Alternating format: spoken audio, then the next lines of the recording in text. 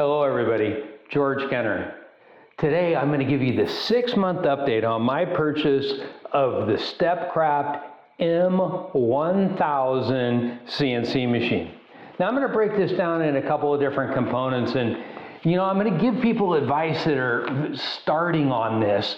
If you're thinking about buying a CNC machine, first thing, go buy yourself an oversized notepad. You're going to have a lot of things that you're going to want to jot down that will not be in your automatic memory. It's something that you're going to want to look back at. This is one of mine, and I'm telling you, I'm using it every day for this CNC hobby.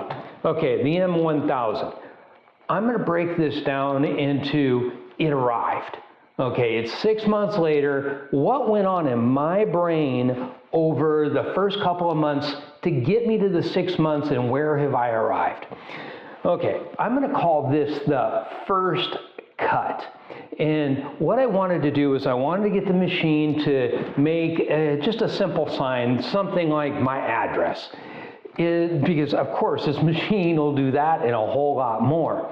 But trying to interrelate the machine to the computer programming was something that I knew was going to take some work. When my machine first arrived, there was a small defect, an intermittent emergency stop called an e-stop component that was wrong. We diagnosed it 48 hours later by FedEx Air. I had that. Stepcraft got on an iPhone call with me. I literally was holding my phone up to the module as they were telling me how to fix it. Fixed. Superior customer service, in my opinion. They wanted my machine up and running.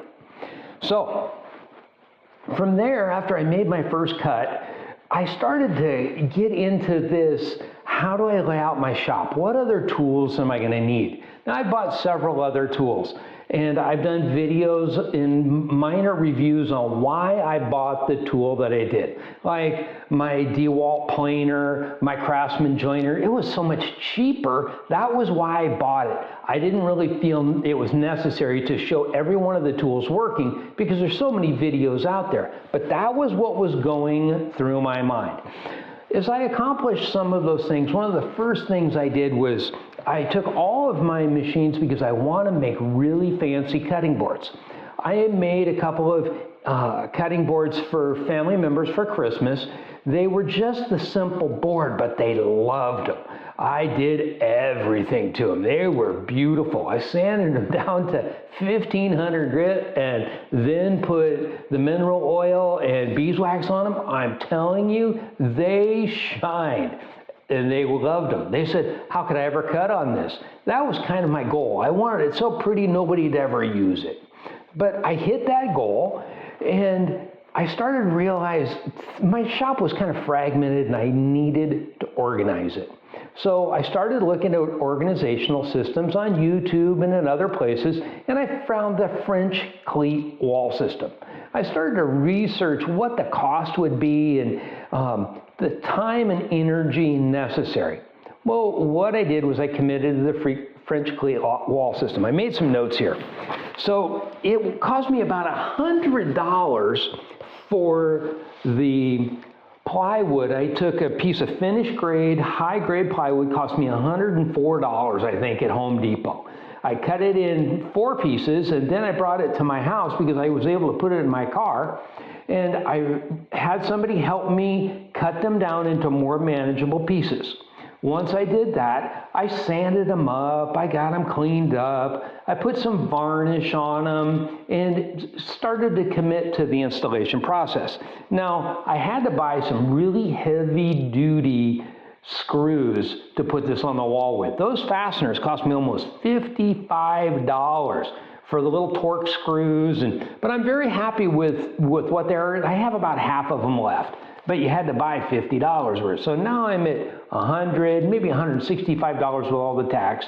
I bought 5 cans of spray Varathane. I had some leftover gray stain, and I stained them, and I put them up on the wall. Now, I was able to put them up on the wall by myself. All I did was I took a ledger board, I put the first one in, I leveled it, I set it up there, I figured out where I wanted it to be. I took cleats that were pre-measured in exactly the same size, put them at both ends, identified where my studs were, I put them all in myself. So you could do this. As I looked at different shelf and stacking systems, what I found was it was really very expensive. It was a matter of several $100s to get the same amount of shelf space, and I wouldn't necessarily have the same functional benefits that I would from a French cleat wall. So here's where I kind of moved from being a beginner into maybe moving into a little higher grade user of this machine.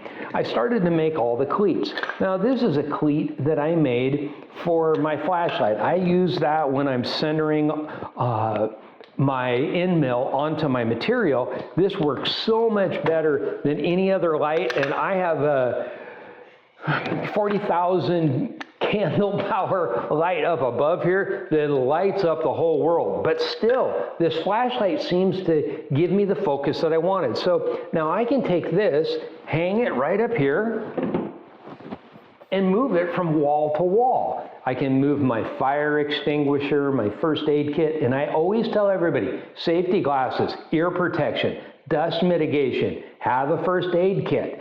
These are machines, they're industrial grade machines. You don't want to cut a finger off or something and not have a Band-Aid. So I started to look at different pieces that I needed to make. I needed a cell phone holder, I needed a speaker, a Bluetooth speaker holder, and then I started to look at the more complex things. The Vectric software is not impossible to learn, but it's difficult. There is a person that I've mentioned before, Mark Lindsay. He has a set of tutorials on YouTube that is fantastic.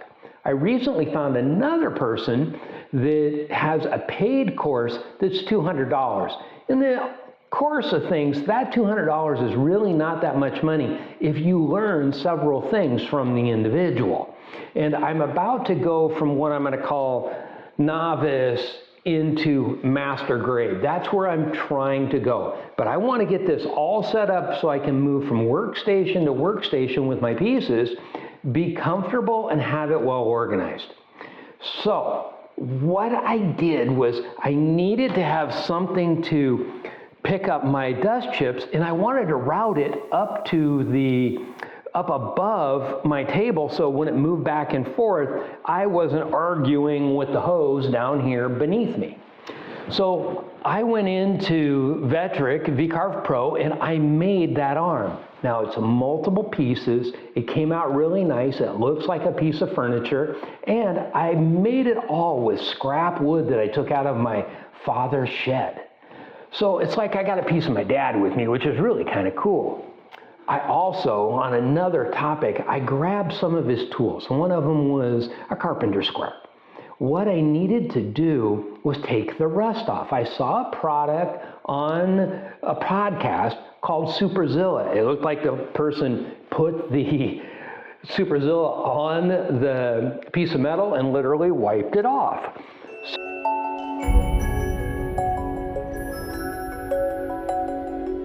I went from that project and realized that because of the holes that I had put in the side of it, I can now put like a small action camera in it and have a down shot on my bed, so when I build future projects, I'll be able to show somebody.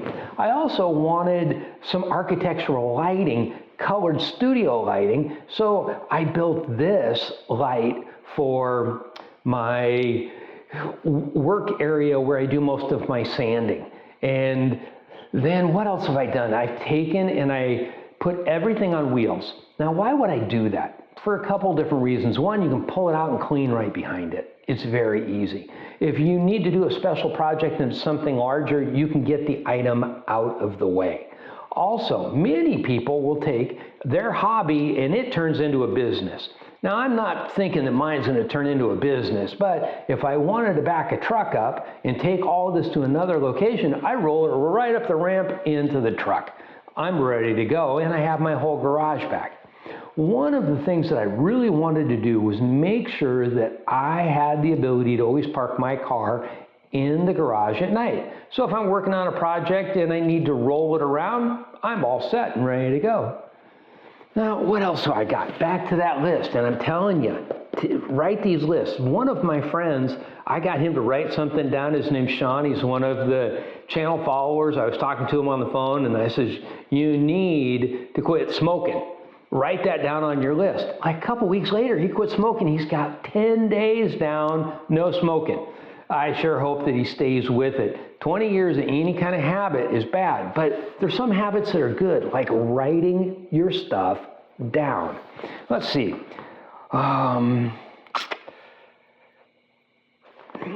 Finishes. I did a finish on the cutting boards and I used mineral oil and beeswax. I saw on YouTube from somebody else how to make your own combination board finish. And it's basically beeswax and mineral oil. The more beeswax you put in it, the harder it is. The more mineral oil you put in, the softer the paste is. It's like making a paste wax.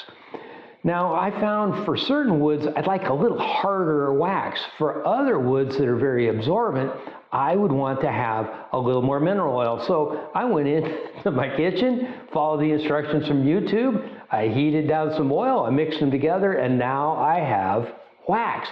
These are the small things that you'll find as you go along through the process in this hobby. Everything doesn't have to be expensive. My sister gave me a headboard, a cherry headboard, and it literally looked, because they'd stained it so heavy, it looked like it was a mahogany, but it wasn't. It was a really beautiful red cherry wood underneath. Well, I planed it, I got it all cleaned up. As a matter of fact, that is part of what I made that last architectural light out of. All of the materials that I've used thus far are all wood that I didn't pay for. You'd be surprised that if you buy a machine like this, how you look at wood. All of a sudden, you'll see a scrap of wood and you'll go, what can I do with that? Maybe I can plane it, maybe I can reclaim it. If you do start with this, start looking for wood like that as an option. Now, I wanted to lift the complexity each time, and I did some really kind of funny things. I made a DeWalt holder for my DeWalt tape measure. And behind it, if you pull it off, there's an eagle in there. Because the Vectric programs will also carve. You can do carvings. I wanted to put all of this together and try and make the tolerances as close as I could. Now, am I really happy with it? I'm like all craftsmen. Once you make it, you know where all the mistakes are. But I've had people come in and go, what did you do that for? And I just tell them, well, I did so I could learn. Because when I go to the next level, I want to have had the experience. Each way along this process, I learn more and more about the woods that I'm using, the finishes and how to apply. If you take a piece of cherry, which is a little softer than maple, and you go to sand it, it'll start to undercut. So if you sand too much with the lower grades, you get a little dip. Now, it's not really that visible, but it's the type of thing that you're only gonna learn from experience. And that's what this is all about. It's about not watching television and actually having a product at the end. One point in time, I had 153 TV channels, nothing on. Now, that is something that I know could probably have happened to you. I want everybody to know you can take and do this too. It's not that hard. It takes some time. You must be organized. If you start writing your things down, you'd be surprised how much you can achieve and what you can do in really a very professional manner. In the near future, I plan on doing another video to show you, if you bought this, how could you go into business? Now, I've been a businessman all my life. Business is not really my plan with this. But if you bought one of these, how could you instantly make a product? Could it be done? Well, I'm going to walk you through that in the very near future. Keep your mind open. Study something. Don't watch TV. There's nothing on the news. As a matter of fact, it sounds like the government is now paying the news to put the things on that they want. And I guarantee you, it's not about buying CNC machines and making something out in your garage. I wish you all the best. Have a very good week. I'm going to try and start popping these videos out on a more regular basis as I get the shop done. But it takes a lot of time. Just to put the French cleat system up, I really had probably about 20 hours of working time in doing that. But now I'm enjoying the benefits. I'm going to get this even better dialed in. Stay tuned. Thank you.